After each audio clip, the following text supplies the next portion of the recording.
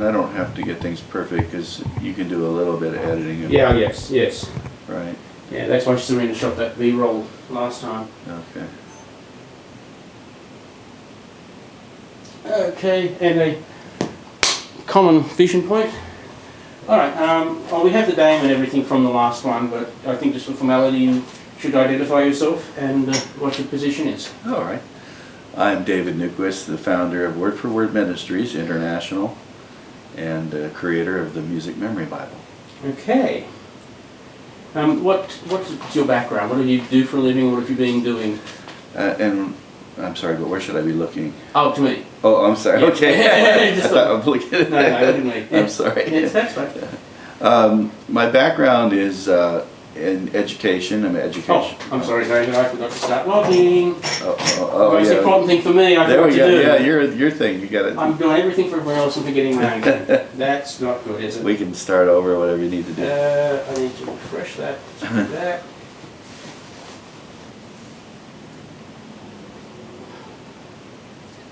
So just once again, what is your background? My background is in educational psychology and in the ministry, and also in music.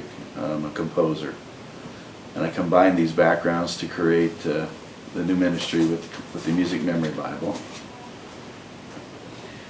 What is the Music Memory Bible? The Music Memory Bible is a compilation of a confluence of thousands of songs and melodies that flow without repeating from Genesis to Revelation. That's an amazingly big project. What was the inspiration for that? Well, originally I had wanted to memorize the scripture on my own, realizing that the Psalms were written by David were all songs at one time, and identifying a lot with his life as I read the scriptures. I thought I'd like to put the Psalms to music once again. That's been done before, but I decided to do it with my own music. And in the process, I wanted to not only put them to music, but also to memorize the Psalms. And as I did that, I learned some valuable techniques of composing that I'd really never done before in composing, and realized that if I were going to memorize these Psalms, especially long Psalms like Psalm 119, that I couldn't repeat melodies, otherwise I would confuse verses. So it was really a serendipitous discovery, that if I were to put long passages of music or scripture to music without repeating melodies, I could memorize literally whole books of the Bible. So I jumped from the Psalms to doing whole books of the Bible.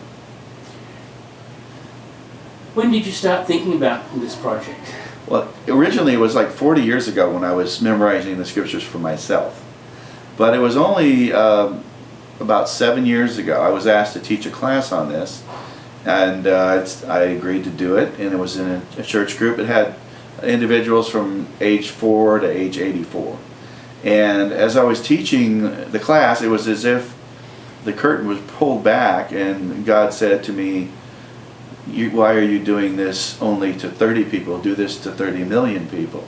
And it all came in a flash of revelation or illumination that now with all the modern technology, I could put this on DVD, I could put it on CD, I could put it on the MP3, it can beam it out of the satellite from the air, put it in the cloud, and it can go literally around the world. And it just made sense immediately that I needed to do this. Well, who is going to be,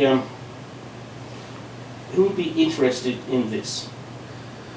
The initial beneficiaries of this project will probably be young people. Probably be children in homeschooling, in Christian schools, and first will be the English-speaking children.